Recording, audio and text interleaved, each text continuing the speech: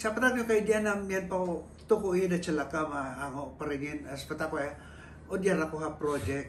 Ang ibay ko din yung na-approve ya during the time of Ramos. The time ni Corim, inapprove na batakwan no bata daw return of investment o ROI nam at may na-justify ko kunwa ba takwan papuro ko ng populasyon no bata nila ko fondo. But that time, siyempre, depende sino ang kausap mo, no? Well, makabnib na kung bakit, so, may navalatory. So, second term ko, na Presidente si Ramos. So, when I presented that project again kay President Ramos sa NEDA board, si Ramos mismo, si President Ramos mismo nakafata siya, Gov, we need that shelter port. Because Batanes is within the territorial boundary ng Philippines. And, kailangan yan. It's not only Batanes who will be using that port. It will be the entire Philippines who will be using that port.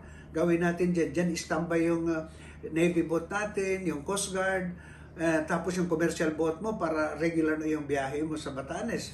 So, kailangan yan. So, we'll approve that. Inapprobahan yung project. Then, tuloy-tuloy. Then, nagumpisa yan, JICA came into the picture dahil yun ang nitap ng Department of Transportation and Communication. So, doon kumuha nawang itswa, na-approve. When it was approved, ang Batakwa, initial release was $5 million. The purpose of that $5 million, para pamarindas plano na at saka feasibility studies, para malaman eksakto kung magkano yung uutangin ng Pilipinas para sa port na yan.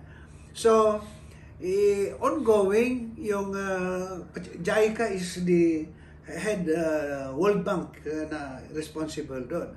And on top of the project is Department of Transportation and Communication and Province of Batanes and PPA.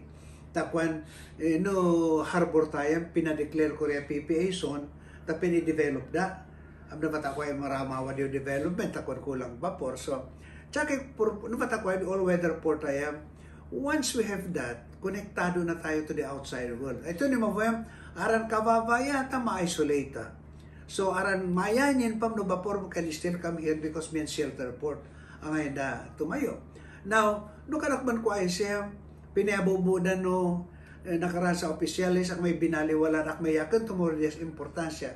This time do kayo na no problema ta sa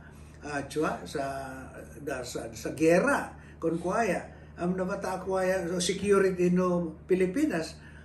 No rekanakam dasu porta na ako. So, we are having this port now. Batandang paringin ko na Amerika. How I wish, regardless kung sinong pa rin siya, for as long as it will be a commercial port. Siya ako i-coventin pa rin in Amerika. Ay, kaparinda siya sira ng gumamit because it will not serve the purpose. Diba? Kung mangyari yan, ang bata ko ay mamamasa ko na putades hindi ang mangyari paskwabo kaya no shelter port tayo. So, now Rio may bangay do all-weather port tayo. Now, no asa pa idara ka problema tan batan ayam do ka bay paktas ko ay tempo ay kampanya may lilin ako because na to may paro may paro kay diyan may paro ya po ang makaparin sa maabi na bahay no presyo sa ita na si Changorio may tao may atohan ang lalaka ang mamahal ng lupa and yet apere manadiaw tapos may construction sa bahay da to kumovayam Ravo Mavida development plan mana subdivision plan no basquais ala kay expansion na niya chaki kuya ang utiban kapiyahan tapiano no expansion nam tiban yun na parinaw do tayo kauri na namayo elementary school access no chat no rarahan no bombero mga idaw ari available and yet na demandava so no aro sa ito rarako bahay do askas kanayan may pasong at sayam narabo may sunong rarahan so rabo mapya panahanan kanal rabo mapya panahanan no kuryente mapya kuryente tamanahan do tohos as na nurarahan ayam mani mga nood ka madiakan ta tiban ko dano masayam ak may spaghetti so pipe saya kung may liko-liko na nawakon ko masolve ba problema in water kung ganyan ang style kung ganyan ang design masolve tavo batata cleanliness kung hindi maayos yung subdivision kung ano plano ay no expansion no basko so niyam tsaki ko dapat maayos sa may tsapatak niyam siguro paisisidungan niya tatra ko na problema So, kanang layo municipios, dapat pasukan ni province, dapat siguro pasukan na ng national.